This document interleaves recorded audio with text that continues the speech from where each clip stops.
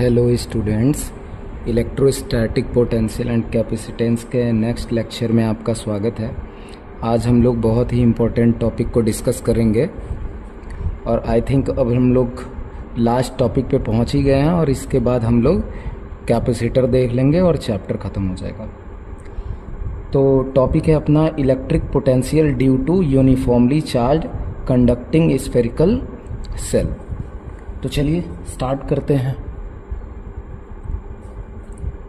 हम लोग ले लेते हैं एक स्फेरिकल सेल ले लिया, और जैसा कि आपको पता है कि लेसन 1 में स्फेरिकल सेल आया था, जहाँ पे हमने क्या किया था, आउटसाइड पे ये मानते कि इसका रेडियस क्या है, कैपिटल आर। एक पॉइंट यहाँ लिया ए, एक पॉइंट लिया था सरफेस पे बी, और एक पॉइंट कहीं बीच में लिया था सी।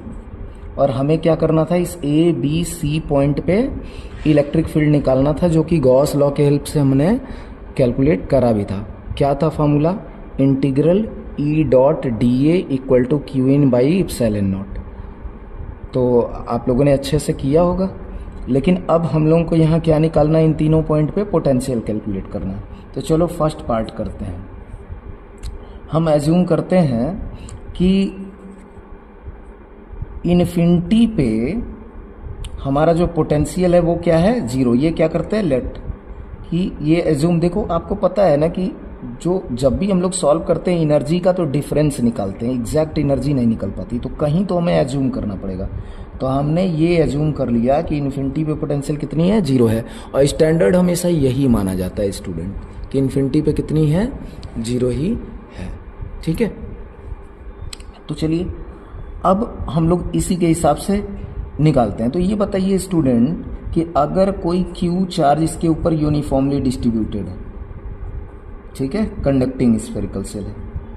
आप लोगों ने पढ़ा होगा कंडक्टिंग क्या होता है, नॉन कंडक्टिंग क्या होता है। ठीक है, कंडक्टिंग में आपने पढ़ा था ना कि यहाँ पे जो इलेक्ट्रिक फील्ड आता है वो कैसा आता है, पॉइंट चार्ज की तरह आता है। क्या आता है, के क्यू बाई आर स्क्वायर की तरह। तो हम चलो मान लेते हैं कि हम किसी भी जनरल डिस्टेंस पे जाते हैं, किसी जनरल डिस्टेंस आर पे गए और आर पे हमने छोटा सा डिस्प्लेसमेंट डी आर किया होगा, कुछ इस तरीके से हम मानते हैं। तो उस आर पे पहुंचने पे इलेक्ट्रिक फील्ड कुछ तो रहा होगा उस जनरल डिस्टेंस पे। तो उस जनरल डिस्टेंस पे अगर आप जाते हो, मान लेते हैं हम लोग इसको कर देते हैं कि चलो ये हमारा कुछ तो था पॉइंट, इसको R1 बोल देते हैं। इसको क्या बोल देते हैं स्टूडेंट, R1 बोल देते हैं। और R पे DR करके हम लोग निकाल रहे हैं। ठीक है स्टूडेंट, ये कोई तो हम R1 मान ले रहे हैं। तो यहाँ से अगर हम सॉल्व करें आउटसाइड के लिए,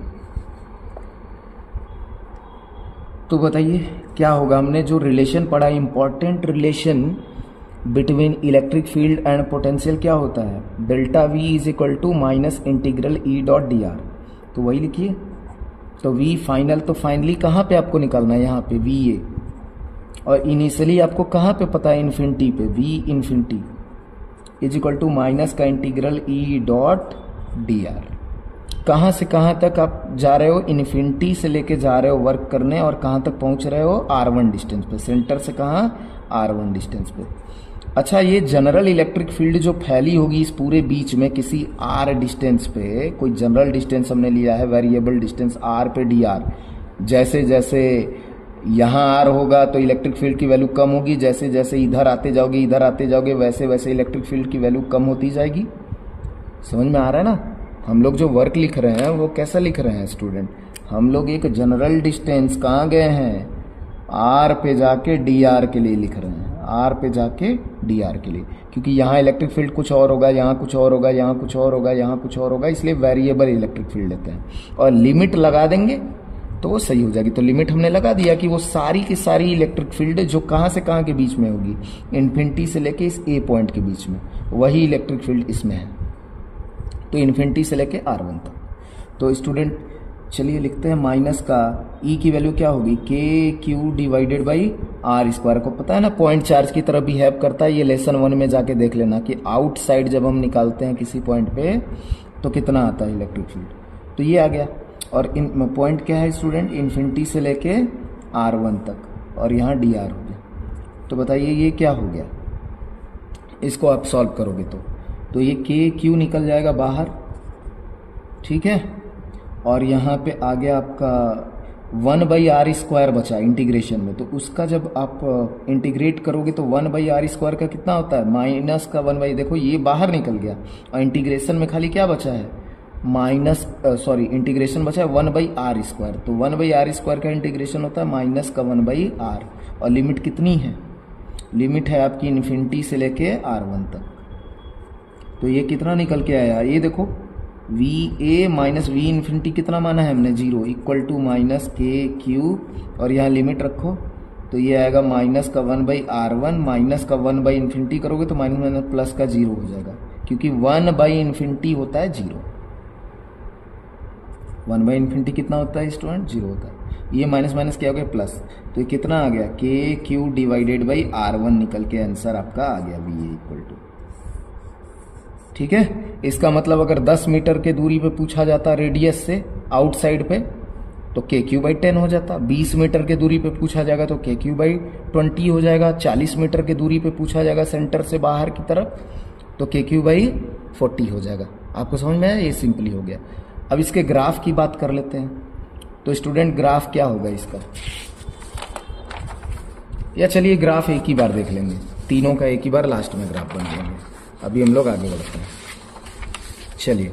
तो अब ये तो आउटसाइड निकाल लिया, चलिए स्टूडेंट अब बी पॉइंट पे निकालते हैं, सरफेस पे। तो सेकेंड है हम लोग potential at B point find करना है। तो क्या करेंगे स्टूडेंट, फिर से हम लोग क्या लगाएंगे, इंटीग्रल या VB माइनस वी इन्फिनिटी। अब इस बार हम मानेंगे कि इन्फिनिटी से हम कहाँ आ गए हैं, यहाँ VB तक, तो यहाँ भी तो इलेक्ट्रिक फील्ड क्या है, वेरिएबल ही ना, बाहर पूरी तरफ इलेक्ट्रिक फील्ड कांस्टेंट नहीं होता, जैसे जैसे डिस्टेंस बढ़ता है इलेक्ट्रिक फील्ड कम होते जाती है।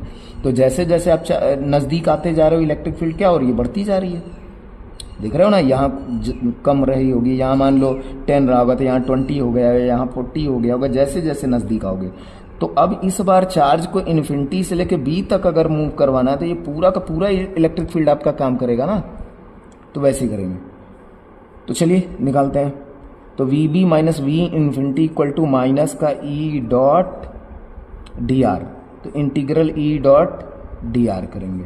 और कहाँ से कहाँ तक, इन्फिनिटी से लेके स्टूडेंट इस बार कैपिटल R तक आ गए हैं। ये रेडियस कितना है, कैपिटल R है स्टूडेंट, तो सेंटर से कैपिटल R के डिस्टेंस तक। लेकिन इलेक्ट्रिक फील्ड इसके बीच हम मानेंगे कैसा, वेरिएबल मानेंगे, क्योंकि घटता बढ़ता इलेक्ट्रिक फील्ड है, कांस्टेंट थोड़ी है।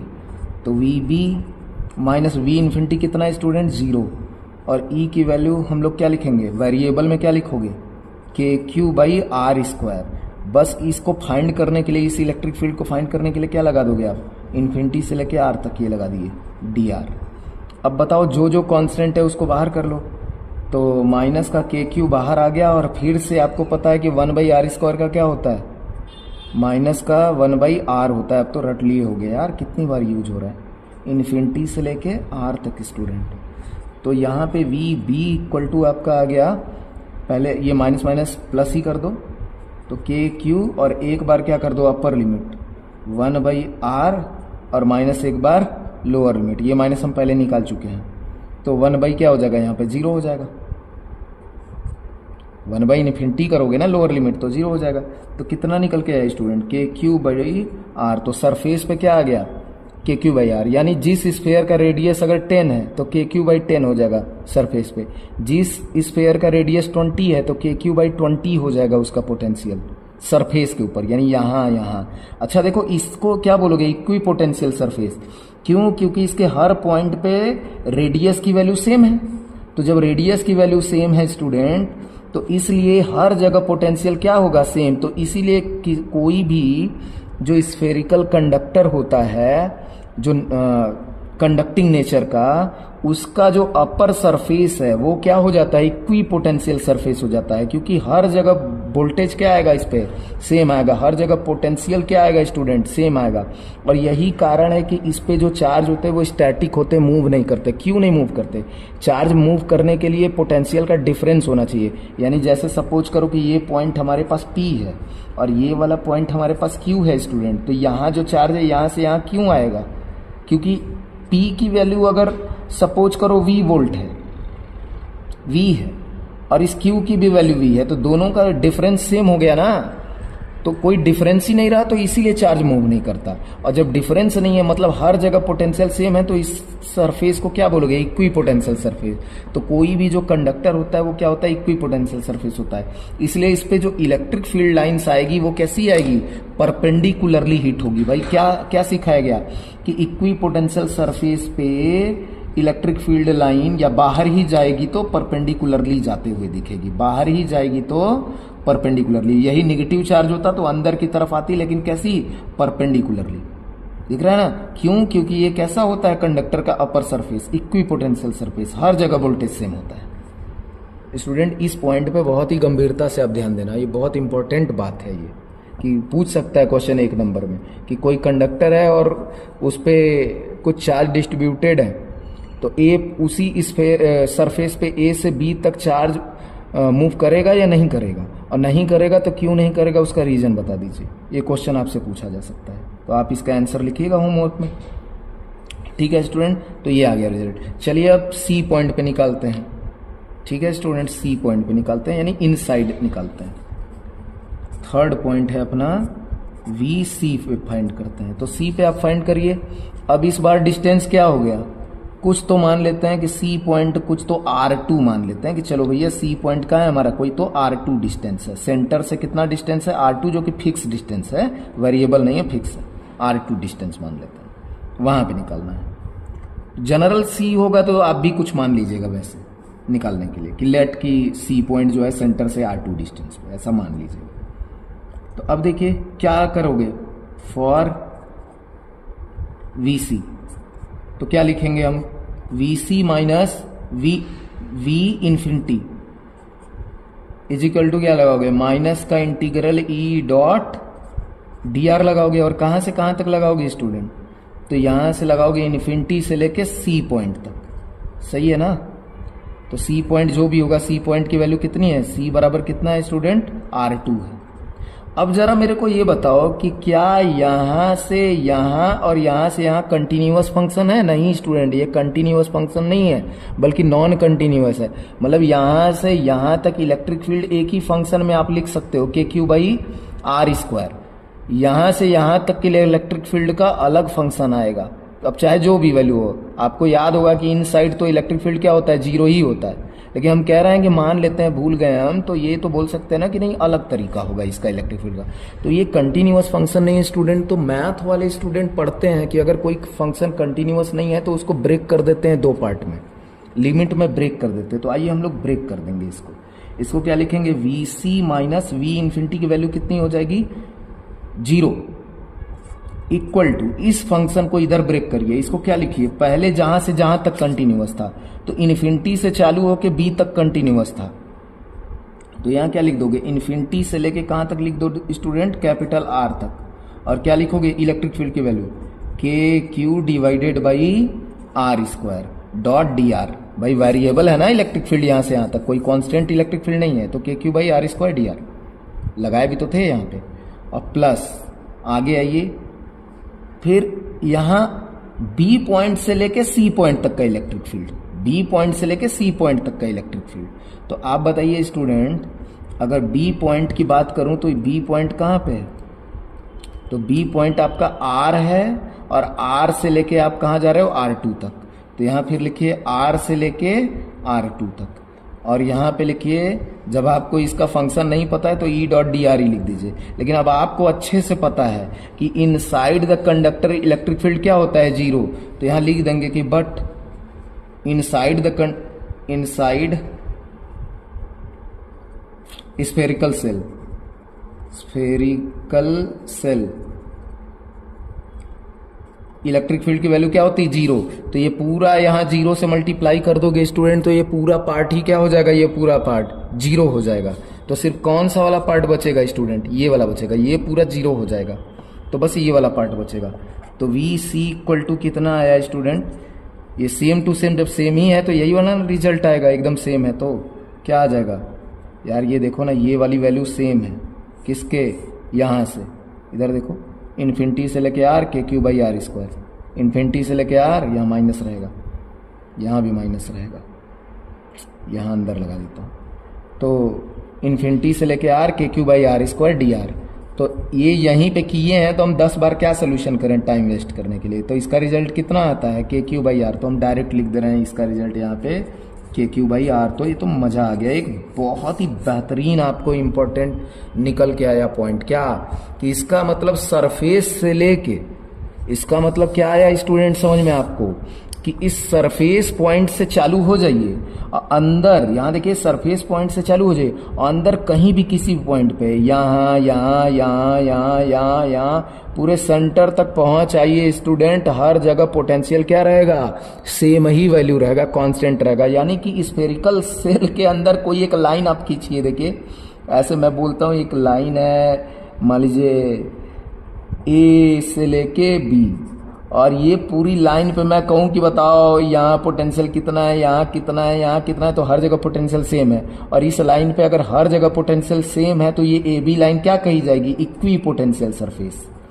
Equi potential surface. समझ में आया स्टूडेंट? यानी इस पूरे मतलब सेल के अंदर कहीं भी खड़े हो जाओ सेम वोल्टेज होगा, और जब सेम वोल्टेज होगा इसीलिए तो इलेक्ट्रिक फील्ड जीरो है। अरे आपको पता है ना, ये देखिए ना क्या होता है, delta V is equal to E dot D R होता है। तो या तो आप ये प्रॉपर्टी लगा दीजिए कि इलेक्ट्रिक फील्ड जीरो है, तो V A minus V B equal to zero कर दीजिए, इलेक्ट्रिक फील्ड जीरो है तो वी ए बराबर वी बी, ये प्रूव हो गया, एक तो ये प्रूव हो गया।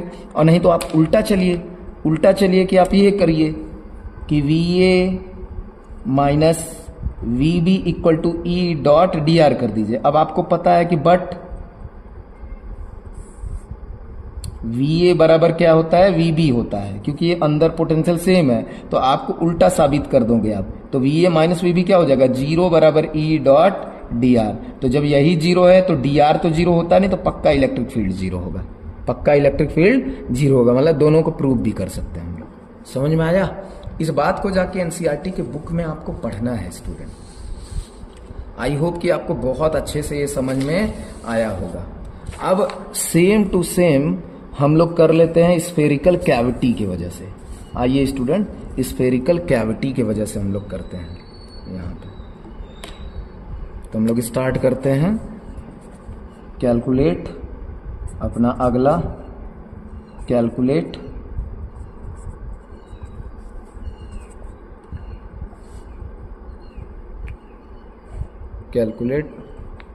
Potential V due to conducting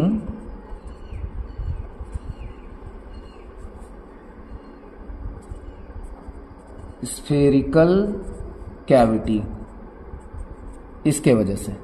और थोड़ा अलग तरीके से कर लेते हैं। देखिए हम मानते हैं कि ये हमारे पास कोई स्फेरिकल कैविटी इस तरीके से, यहाँ पे इस तरीके से, ये इसका सेंटर है, यहाँ कोई चार्ज प्लस क्यू रखा हुआ है। तो अब बताइए यहाँ प्लस क्यू है, तो इसकी वजह से पूरे इस अंदर इंटरनल सरफेस पे क्या आ जाएगा, माइनस माइनस चार्ज आ जाएगा, और उसका मैग्नीट्यूड कितना आएगा स्टूडेंट? तो स्टूडेंट उसका मैग्नीट्यूड जो आएगा वो किसके बराबर आएगा, क्यू के बराबर ही आएगा। जस्ट एक सेकंड का ब्रेक लेते हैं स्टूडेंट।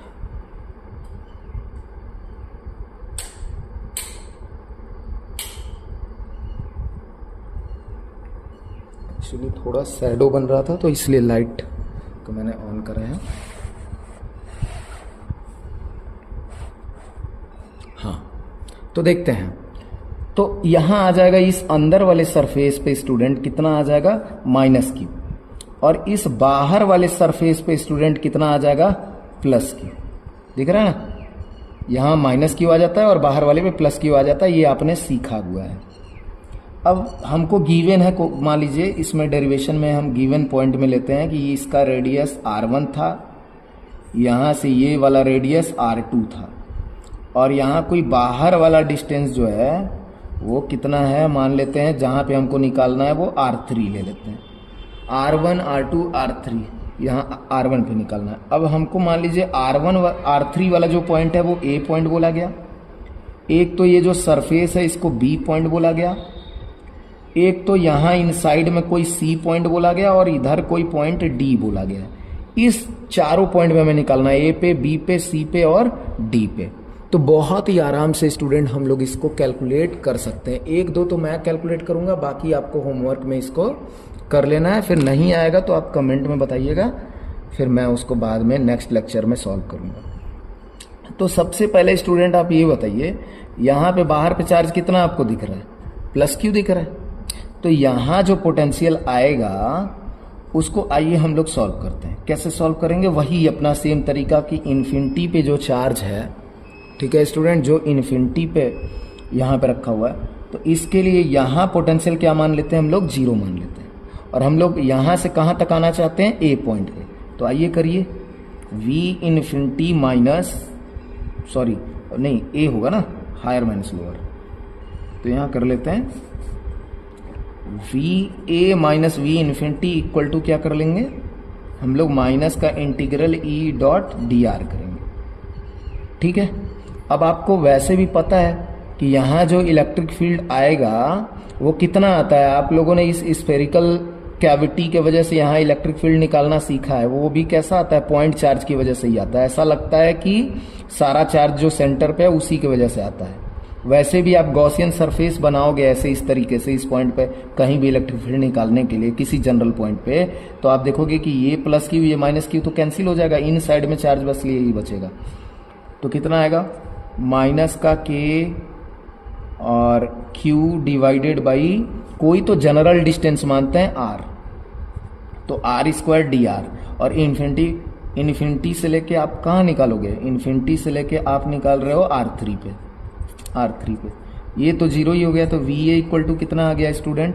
ये आ गया अपना माइनस का KQ, और यहाँ पे ये आ गया अपना 1/r स्क्वायर आ गया, 1/r आ गया ना, इंटीग्रेशन कर दिया तो, और वो भी माइनस का 1/r। और कहाँ से? इन्फिनिटी से लेके R3 तक। तो ये आ गया माइनस माइनस प्लस का KQ, और ये कितना आ जाएगा स्टूडेंट? Divided by 1/r3। तो KQ/r3 हो गया। वो 1/इन्फिनिटी करेंगे तो 0 आ जाएगा, वो आपको पता है। तो VA की वैल्यू तो ये आ चुकी है, आपको अच्छे से क्लियर हो गया होगा स्टूडेंट। चलिए अब इसके बाद वाला पार्ट करते हैं, इसके बाद नेक्स्ट पार्ट करते हैं स्टूडेंट। तो नेक्स्ट है A पे निकल गया, अब B पॉइंट पे निकलते हैं, सरफेस पे। तो सरफेस पे कितना आएगा स्टूडेंट? तो सरफेस के लिए भी फिर वही से वही करेंगे हम लोग। तो आपका ना सरफेस पे निकालने के लिए होमवर्क में रहेगा आपका सरफेस वाला सेकेंड पार्ट की पोटेंशियल B के लिए आपका रहेगा HW। होमवर्क में आप करोगे कि B पार्ट पे कैसे आएगा। आपको पता ही है कि सेम क्या करेंगे, VB minus V infinity equal to वो सेम चीजें लगाएंगे, लेकिन आपको पता होगा कि इलेक्ट्रिक फील्ड कितना आता है। तो इलेक्ट्रिक फील्ड सिर्फ इसी Q के वजह से ही आता है इधर बाहर, तो आप वो सॉल्व कर लोगे। अब आओ हम लोग C पॉइंट के लिए करते हैं। थर्ड है हम लोगों का C पॉइंट पे, तो VC निकालते हैं कि C पॉइंट पे कितना आएगा, VC निकालना है, ठीक है। तो चलिए C पॉइंट का कोई डिस्टेंस हम लोग मान लेते हैं भाई कि C पॉइंट का जो कोई डिस्टेंस है ना वो मान लेते हैं हम लोग। चलो R3 हो गया, R2 हो गया, R1 हो गया। चलिए हम थोड़ी देर के लिए मान लेते हैं कि ये C वाला जो पॉइंट है ना वो कैपिटल R डिस्टेंस पे, कितने पे है? कैपिटल R पे मान लेते हैं, इसको सपोज कर लेते हैं। तो ये निकालना है। तो अब देखो VC माइनस V इन्फिनिटी मैं बार बार नहीं लिखूंगा क्योंकि वो तो एक्चुअली में 0 होना ही है, तो मैं डायरेक्ट VC ही लिख देता हूँ। VC इक्वल टू माइनस का इंटीग्रल E डॉट dr, और कहां से कहां तक? इन्फिनिटी से लेके अब आपको C पॉइंट तक चाहिए, और C पॉइंट को हमने क्या माना है? सेंटर से कितना डिस्टेंस R। लेकिन क्या ये कंटिन्यूअस फंक्शन है? ये देखो कंडक्टर है इस बार, ये क्या है स्टूडेंट? कंडक्टर है, मतलब बीच में यहाँ मटेरियल है, ये होलो खाली ये यहाँ है, और ठीक है, और अंदर सेंटर पे एक चार्ज रखा था जिसके कारण इंड्यूस चार्ज यहाँ आया और फिर इसके कारण इंड्यूस चार्ज यहाँ आया है। यहाँ खुद से नहीं चार्ज रखा गया है, बस कि इस चार्ज के कारण से यहाँ आ गया, यहाँ रखते ही यहाँ इंड्यूस्ड हो गया और इस इंड्यूस्ड की वजह से यहाँ इंड्यूस्ड हो गया। हाँ, ये मैंने पहले चैप्टर में आपको पढ़ाया है, और अगर कंफ्यूजन होगा तो मैं दोबारा पढ़ा दूंगा, लेकिन आपको कमेंट करना होगा, आपको बताना होगा। तो देखिए यहाँ ई डॉट डी आर, तो ये कंटिन्यूअस फंक्शन नहीं है स्टूडेंट। तो आइए इसको सॉल्व कर लेते हैं। तो वी सी इक्वल टू, तब लिमिट को तोड़ देते हैं, और इसको तोड़ेंगे कैसे कि हम इन्फिनिटी से कहाँ आएंगे, पहले बी पॉइंट तक, यानी इन्फिनिटी से आओ आप R2 तक, और ई डॉट डी आर करो, और प्लस देखो जोड़ने के लिए आ रहा है, एक माइनस फार्मूले का रहता है तो हम उसको भीतर घुसा देंगे यहाँ, ई डॉट डी आर, ठीक है। और वो क्या हो जाएगा, ये जनरल ही है, और वो कहाँ से कहाँ तक है, बी से लेके सी पॉइंट तक। तो बी पॉइंट कौन है अपना, R2 ही है, और सी पॉइंट कौन है, कैपिटल R माना है हमने। अब आपको अच्छे से पता है, आपको पढ़ाया गया है कि इनसाइड द कंडक्टर कोई मटेरियल जहां प्रेजेंट होता है वहां इलेक्ट्रिक फील्ड क्या होती है, जीरो होती है। ये आपने लेसन 1 में पढ़ा है, तो वो प्रॉपर्टी आपको याद होगी तभी आप कर पाओगे। तो इसका मतलब ये वाला पोर्शन का इलेक्ट्रिक फील्ड क्या आ गया, जीरो आ गया, क्योंकि ये तो कंडक्टर के भीतर का पार्ट है। तो जब ये जीरो आ चुका है स्टूडेंट, तो ये तो पूरी कहानी खत्म हो गई यहाँ से यहाँ वाले की। तो बची कौन सी, ये वाली बची। तो वी सी इक्वल टू कितना आ जाएगा, माइनस का इन्फिनिटी से लेके R2 और के स्मॉल क्यू डिवाइडेड बाई कितना आ जाएगा student, R² into D R. और देखिए फिर से वही कहानी आ गई कि हम लोग ये वाला तो पोर्शन किए हुए हैं, KQ डिवाइडेड बाई R2, ठीक है। बस एक चीज है इसमें कि थोड़ा सा हम लोगों ने पिछली बार क्या लिया था, R3 लिया था, R2 अच्छा ये वाला R2 वाला हमने किया नहीं है, तो चलिए कर ही लेते हैं फिर। तो R2 वाला हमने किया नहीं है, तो R2 वाला कर लेते हैं, नहीं किए तो चलिए कर लेते हैं। तो क्या आ गया स्टूडेंट, यहाँ पे इसको सॉल्व करेंगे तो ये आ जाएगा माइनस का KQ बाहर निकल गया, और ये 1/R² का होता है माइनस का 1/R, और ये हो गया इन्फिनिटी से लेके R2 तक। VC इक्वल टू, तो VC इक्वल टू आ गया माइनस माइनस क्या हो जाएगा स्टूडेंट, प्लस का KQ, और यहाँ पे क्या रख दोगे 1/R2, तो KQ/R2।